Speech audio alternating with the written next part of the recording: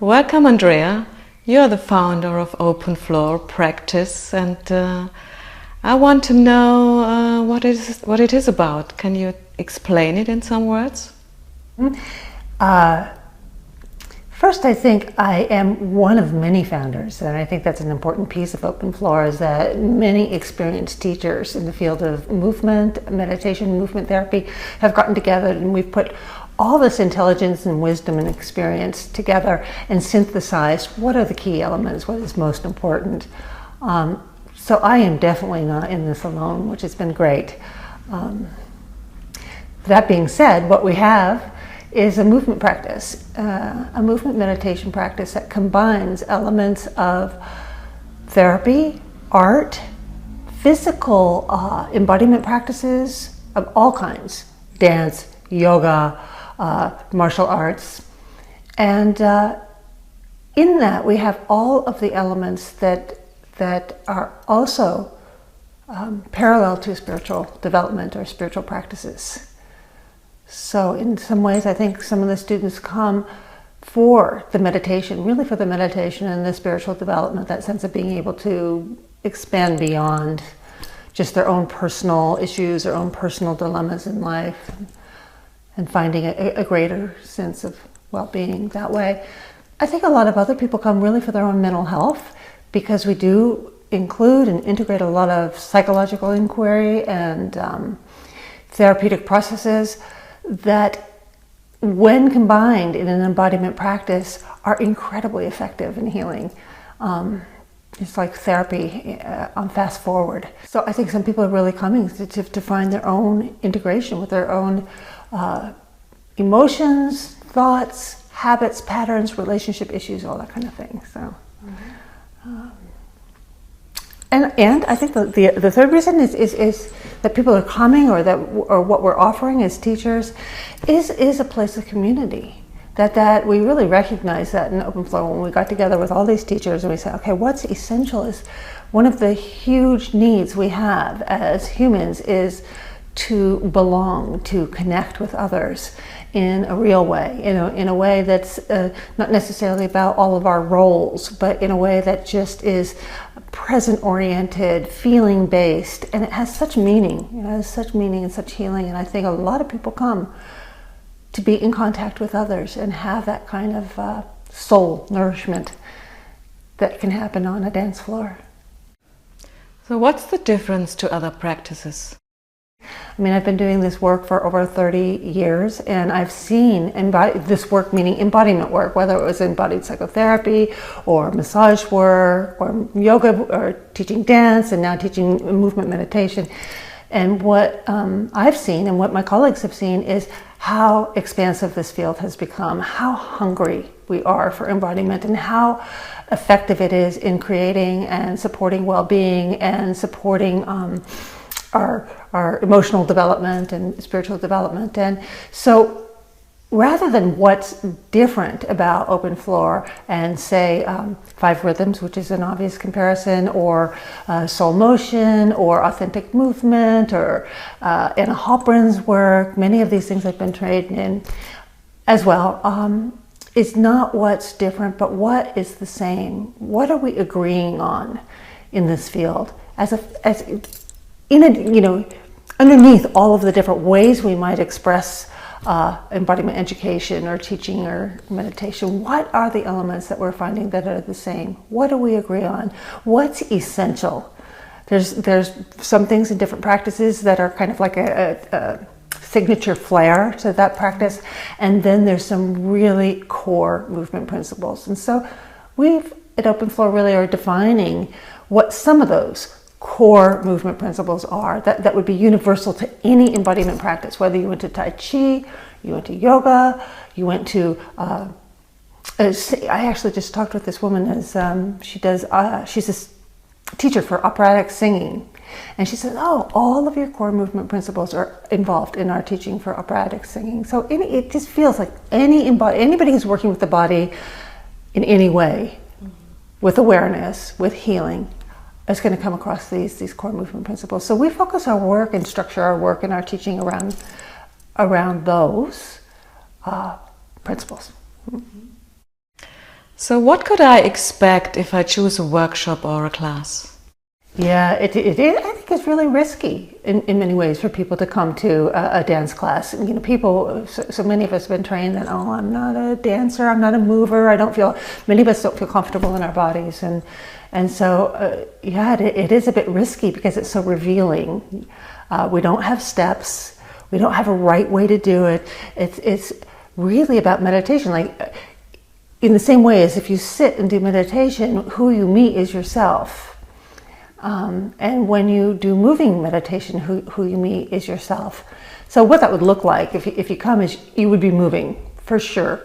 That's the one thing we know. You would meet yourself, you would be moving. There's all sorts of different kinds of movements and music that supports that. Any teacher in open floor is likely to call you through the process of a movement cycle, opening your attention to what your experience is in your body and all the dimensions of embodiment, and give you a focus, something that each of us, regardless of whether we're injured, we're old, we're young, we're sick, you know, whatever our state in the moment is in our body, a teacher will offer you a focus for your practice so that you can enter into the movements and into the music and into the interactions with other people in an embodied way. So you could expect to be guided, supported, cheered on, and witnessed. I think that's one thing that we value a lot, is that sense of being just seen, not judged, not evaluated, but just seen. Oh, it sounds really interesting, and but still I'm asking myself, how does it help me? I think I could start by telling you how it's helped me. And why it's held such importance and meaning for me in my life is I feel like I've always been a person that has a lot of emotions, a lot of energy. I take a lot of risk, and when I first started movement practice, well, I started dance and ballet at age 7. But when I first started teaching, when I moved from dance and yoga structured practices more towards meditation practice, I found that it was the only thing that I found that could help me stay present with who I felt myself to be. I didn't have to understand it. I didn't have to fix me. I didn't have to be a certain way. But because the movement was so open and yet grounded and contained, it was the only thing I could find that would help me just simply stay present with who I was in any given moment, to really learn that. And I think if I didn't learn that, I would have been just a great candidate for all sorts of addictions and dysfunctional behavior, because I had a hard time. I had a hard time to stay with what I felt and what I was experiencing in life. It's gotten a lot better, but it's gotten a lot better, actually. So I think a lot of people will say something like that, something about, well, the general thing that people will say is, I feel better. I feel better when I move. I mean, pretty much we know that as a human animal, if you move, you're going to get some endorphins, you're going to get some breath, you're going to feel better. So on the bottom level, if you just take a walk, you're going to feel better.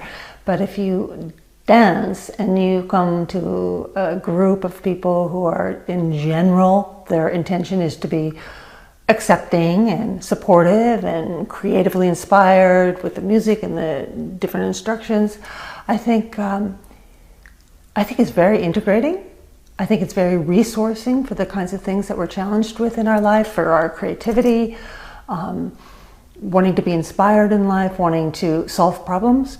Sometimes we're so focused on a problem that to step back into a different field and a different way of kind of listening to ourselves, I think a lot of problems get spontaneously solved. I could go on and on, actually, but that would be some of the key things. So I heard it's a lot about presence, really being present in the body and what's going on, and emotional stuff. And also what's going on in the mind. And this is, for me, I read something about mindfulness practice and working with the mind. So I'm also very interested in what you mean about this. That's such a good question about mindfulness, and what place does the mind, as a thinking mind, as well as the part of our mind is not only just cognitive but imaginative and creative and intuitive, and what place does it have in a body practice?